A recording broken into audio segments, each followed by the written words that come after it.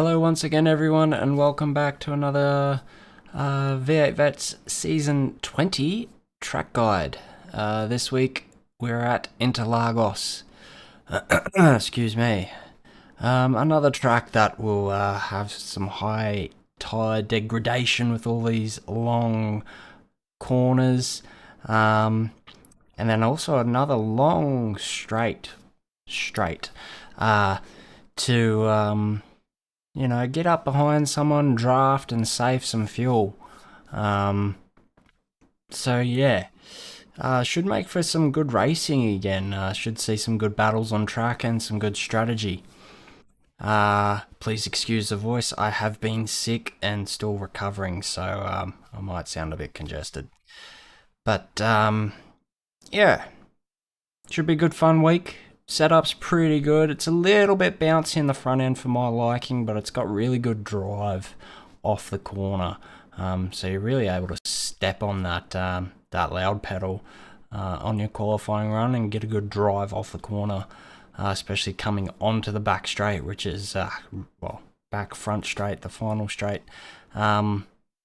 which is really key to lap time. Easily lose a tenth or even more just by not getting on the throttle early enough. So, that being said, let's get straight into the track guide. Okay, here we are on track. The brake bias I ended up with was 54. Quite high. It was quite comfortable for a qualifying lap. People have been asking, do I change my brake bias in between a qualifying run and what I use to race with? Usually for a fixed setup, I won't. I'll go with whatever I find is a good brake bias while I'm doing my initial testing, and that's what I'll usually stick with. For this track, you could possibly bring it back down to 53.6 for racing, just to give you a little bit of bit more comfort in the pack, so you're not right on the edge, because 54 is right on the edge. But I'm used to running that high, and with my pedal settings, it really works for me. I run quite a stiff brake pedal. I think Jamie had it down at 48.6 or something like that, which is really, for me, is way too far back. I don't like the car wanting to brake in the rear and try and turn. I like the nose of the car to brake. I like to get off and then turn the car. I don't like the brakes to do really any of the turning. My best lap in the session, I'm going to say, is a 131.827. I'm ignoring the 131.727 as I did have an off track on that lap. So we will be looking at the second best, which is the 131.827. The off track was just in turn 2, so just a little bit off. Laps are very similar in pace. Probably a slight wobble is what cost me the 10th. But I'd rather show you a clean lap versus a lap that has an off track in it and won't count. So we'll get stuck in here. We've had a nice, very slow outlap again. Just like last week, your tyres will only be good for one lap. You'll have a good half a second drop off in your lap time when it comes to quali. You'll lose that optimum lap speed. So a nice, slow out lap, not getting on the power until that final corner. So we're up into 6th gear, and we're looking for the 100 meter board. Braking out the 100 meter board, going down into 2nd gear. I turned it a little bit earlier than most, as I like to use the inside curb. Use the curb, little bit of a bounce, short shift into 3rd before making the next turn. Helps save with a lot of wheel spin coming off the corner. using a lot of the inside curb here. This is where I got the off track on that other lap. You can use a lot of curb there. You saw I took quite a lot of that inside curb. I think here's where my tyres were when I got the off track. So safe is inside, you know, you're inside of this gutter. Yeah, any further and it is an off track. Using that, this next curb is a bit of a berm, helps straighten up the car. And then up through the gears, feathering the throttle a little bit as we come around, but we should be pretty well planted. Up through the gears again, and we're braking just before the 100. We're down into third gear. Second is a little bit too short, because then you'll be on the limiter quite quick. You probably could go down to second and short shift up into third, but it will prop you quite a lot in that mid corner and cost you a little bit of time. Again, a lot of curb. You can use a lot of curb here. Using all the curb, I was very close to an off track here. Any further, as you can see here, and it would have been an off track. I was very lucky. Again, up through the gears, using all the real estate we can. There's actually quite tight now when it comes to the off tracks. I kept getting off tracks because I'm used to running out wider here. But they've really tightened up the off tracks around some of the corners here, so something to keep in mind. Not really a braking point for this corner. For me, with my setup in the Mustang, it's once this flag point sort of hits the edge of my screen, is when I'm on the brakes. It's something you'll get used to the more laps you do. Definitely found it easier once I was doing more of the racing. When I was learning this track originally, once I was racing, I sort of found myself braking in the right spot each time. So as I always say, the more you can race a car, the faster and more consistent you'll get.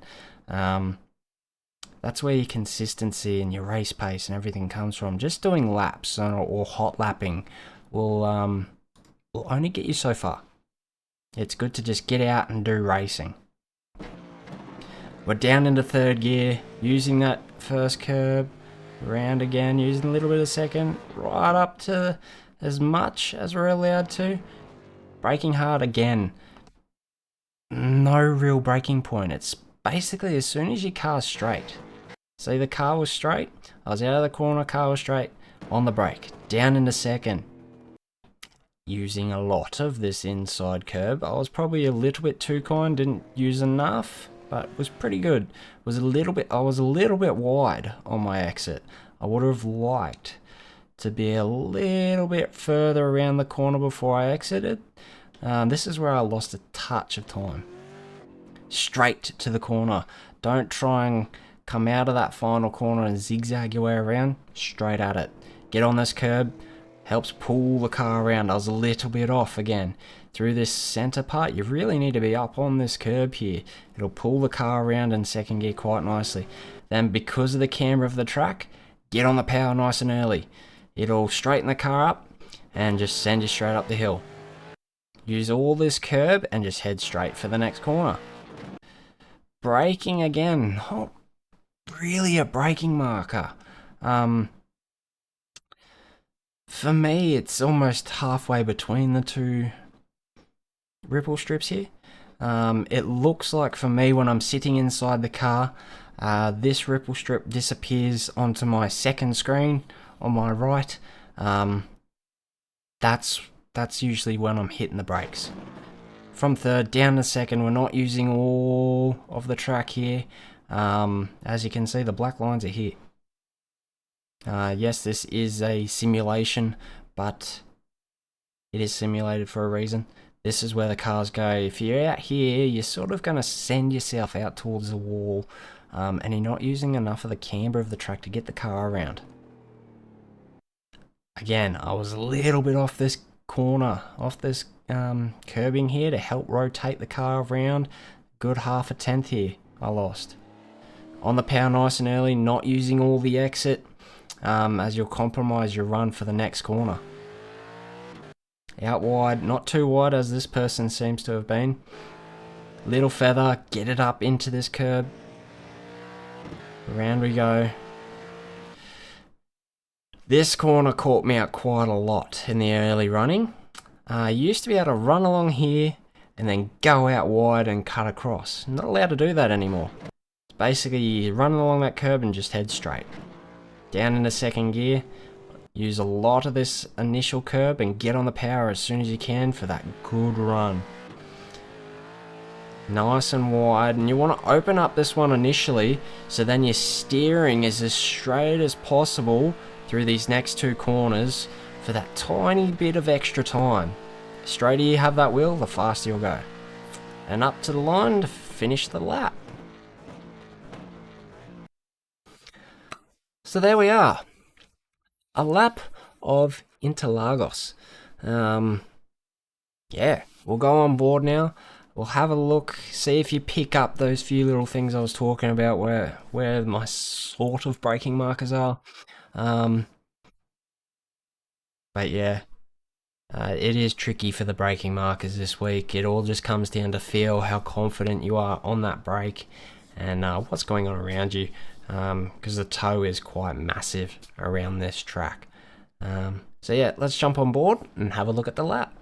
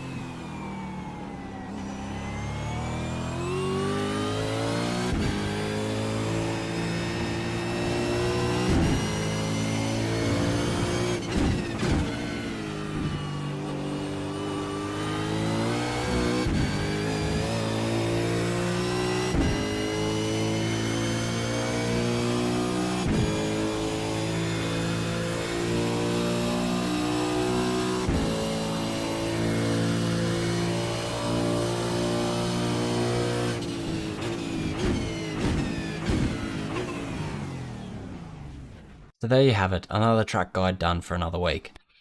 I don't know if you could see there from the onboard, but when I was getting on the power, the car really squatted down in the rear, and I actually gave it a little bit more rotation in the later parts of the corner, which really helped on the exit. So there's definitely a few more tenths out there when it comes to qualifying pace and even the race pace. Just by nailing what the setup wants. As I said, it's a little bit floaty in the front end for what I like. It bounces a little bit too much over those bumps, but it's still a very nice setup. With the high wing, there's definitely going to be some interesting strategy when it comes to fuel saving. The draft's going to be massive, as I said, around here. So any bit of fuel you can save around here will definitely help you in the long run. It's a shorter pit lane, but still, saving that fuel will be massively beneficial come the end of the race. And as I was saying also, the more you can race with the setup, the faster you'll go. It's all well and good doing your practice laps and your hot lapping, but really getting in there, doing a few races, even if it's against some AI, will really help build up that confidence with the setup, especially around people. The AI can be quite unpredictable at times depending on the track, so it's good to utilize the AI as a practicing, another way to practice. If you don't want to do officials or East Coast or any of the other series that may run the vet similar to the vet's calendar. Yeah, should be a good week of racing. Now, looking forward to watching all the splits again. Yeah, so good luck, have fun, and we'll see you all next week for another track guide. Bye bye.